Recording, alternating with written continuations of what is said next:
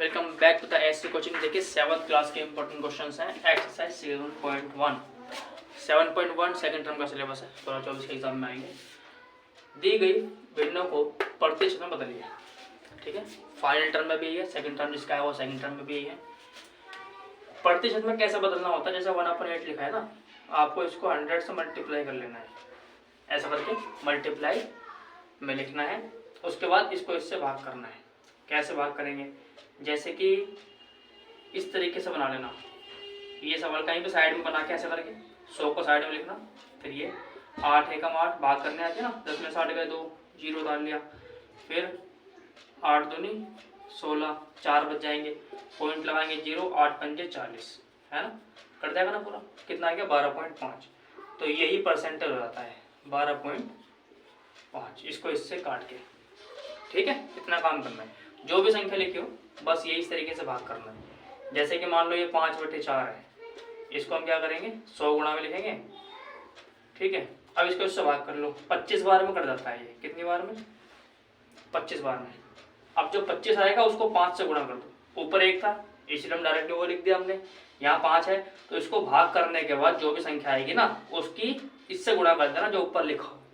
जैसे 25 को 5 से गुणा करेंगे कितना बताएंगे, 25 पंजे 125, तो ये 125% हो जाएगा। समझ गए, बस ऐसे ही करना है सबको। मान लो 3/40 है, इसको गुणा 100 से करोगे, 1 0 से 1 0 काट लेना, ऐसा भी कर सकते हैं। ठीक है, फिर उसके बाद इसको इससे भाग करेंगे, जो भी आंसर आएगा उसके 3 से गुणा कर देंगे तो वो परसेंट में बदल जाएगा। समझ गए, इस तरीके से करना है। दी गई दशमलव भिन्नों को प्रतिशत में बदलिए। ना समझ में आया तो एक बार रिपीट कर लेना वीडियो, बात को ध्यान से सुनना, समझ जाओगे। दी गई दशमलव भिन्नों को, अब दशमलव को कैसे बदलते हैं, जैसे ये दिया हो है ना, तो इसको हमने क्या लिखना है, पॉइंट हटाते हैं तो नीचे कितना लगेंगे 100 लिखेंगे। क्यों, देखो कितने के बाद पॉइंट लगा हुआ है, 2 संख्याओं के बाद। यहाँ से गिनना होता है पीछे से, अगर 2 संख्याओं के बाद हो तो 100 लिखना है, क्योंकि 100 में कितने जीरो होते हैं, 2 जीरो होते हैं। समझ गए। अब इसके बाद क्या करेंगे, गुणा का निशान। परसेंट में बदलने के लिए हमेशा गुणा का निशान लगा लेते हैं, और लिखना भी आपको यही है, प्रतिशत में, है ना, लिख के फिर ये करना है, हिंदी में लिख देंगे। 100 से 100 कट जाएंगे, पूरे पूरे भाग हो जाती है, नीचे से ऊपर भाग होती है। 100 से 100 कट गया, खाली 65 बचा, तो यही आपका आंसर है 65%। ऐसे ही मान लो ये है 2.1। अब 2.1 है तो हम क्या करेंगे 21/10 लिखेंगे। क्यों, क्योंकि 1 के बाद पॉइंट है ना, एक की संख्या के बाद पॉइंट है, तो 1 जीरो वाली संख्या यानी 10। यहाँ 2 के बाद पॉइंट था, 2 जीरो आए थे, 100 आया था, यहाँ 1। अब इसको दोबारा 100 से गुणा कर लो। 10 दाम कितने होते हैं, 100 होते हैं, 10 दाम 100, 10 आ गया। अब 10 को 21 से गुणा कर देना, कितने हो जाएंगे 210%। समझ गए, बस ऐसे करना है ये सारे भी आपको, पॉइंट हटा के। जैसे कि मान लो चलो ये वाला है, 2 के बाद पॉइंट है ना, 2 संख्याओं के बाद, तो खाली 2 लिखना है और नीचे आ जाएगा 100। ये वाला जीरो तो कोई मतलब नहीं होता हमें पीछे वाले से, खाली वो लिखना है, नीचे 100, फिर गुणा में 100, फिर वही काम दोबारा 100 से 100 काट देंगे 2%, है ना। तो इस तरीके से आपको सॉल्व करना है, नोट करो। अब देखिए तीसरा क्वेश्चन क्या है, अनुमान लगाइए कि आकृति का कितना भाग रंग किया गया है। ठीक है, यह आकृति देंगे आपको इस तरीके से एग्जाम में। तो वो जो सर्कल होता है इसमें होते हैं टोटल 4 हिस्से। कितने होते हैं, टोटल 4। जैसे यहाँ आप देख पा रहे हो, इसमें भी टोटल 4 हिस्से होते हैं इस तरीके से। ठीक है, अब यहाँ पे कितने हिस्से हैं, देखो 1 2 3 4 5, 5 हिस्से हैं। 1 2 3 4 5 6 7 8, इसमें 8 हिस्से हैं, है ना। तो हमें यहाँ पे क्या करना है, इस वाले को हमें ये बताना है कितना भाग रंग किया गया है और कितना परसेंट पे बताना है। तो इसमें है 1/4, कितना 1/4 हिस्सा रंग किया गया है, वो लिखना ही पड़ेगा।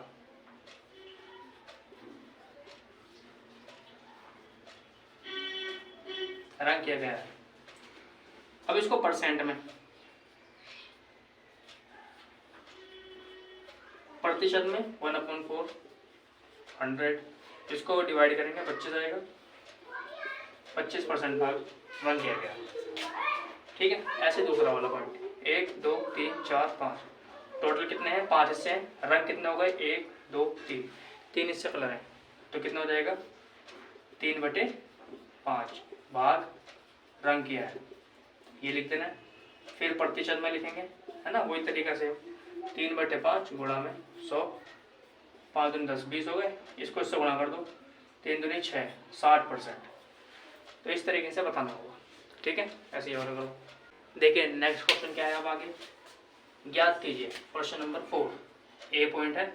इसमें लिखा है 250 का मतलब होता है गुणा 15/100। का मतलब हमेशा क्या याद रखना है, क्या होता है, गुणा। जहाँ भी का लिखा हो ना उसका मतलब है गुणा करनी है। और जो परसेंट होता है, परसेंट को हटा के उसी संख्या के नीचे 100 लगा देते हैं। परसेंट को हटा के उसी के नीचे 100 लगाया जाता है। अब इसको भाग करेंगे हम। जैसे कि मान लो हमने 1 0 से 1 0 काट दिया वाला, है ना। चेक कर लेना, कोई से भी कट रहा हो तो काट लेना है। उसके बाद जैसे हम इसको भाग करते हैं, अगर हम ये मान लो चलो 25 ऐसे रहने दिया, कोई सा भी भाग कर सकते, चाहे इसको यहाँ से डिवाइड कर लो, चाहे इसको इससे डिवाइड कर लो। इसको डिवाइड करेंगे तो आएगा कितना, 1.5 आएगा ना। क्यों आएगा, क्योंकि अगर नीचे 1 0 है और हम इसको भाग कर रहे हैं ना, तो एक संख्या के बाद पॉइंट लगा देते हैं उधर से। बताया था ना पहले भी पीछे से, अगर 1 0 है तो 1 के बाद पॉइंट, 2 0 हो तो 2 के बाद पॉइंट लगाते हैं। जैसे गुणा में बताया था मैंने, पॉइंट आगे बढ़ता है, इस वाले में पॉइंट इधर चलेगा और लग भी जाता है ना। अब इसको इससे गुणा करेंगे हम। कैसे गुणा करते हैं, ऐसे 25 1.5, जैसे हम वैसे नॉर्मली गुणा करते हैं डबल गुणा, वैसे ही है। मान लो पॉइंट नहीं है, बाद में लगा लेंगे। 25 का 5 आते 2, 5 दूनी 10 और 2 12, ठीक है। वही वाला तरीका है, 1 दूनी 5, 1 दूनी 2, 5 7 3, 1 के बाद पॉइंट है, तो ये हो जाएगा 37.5।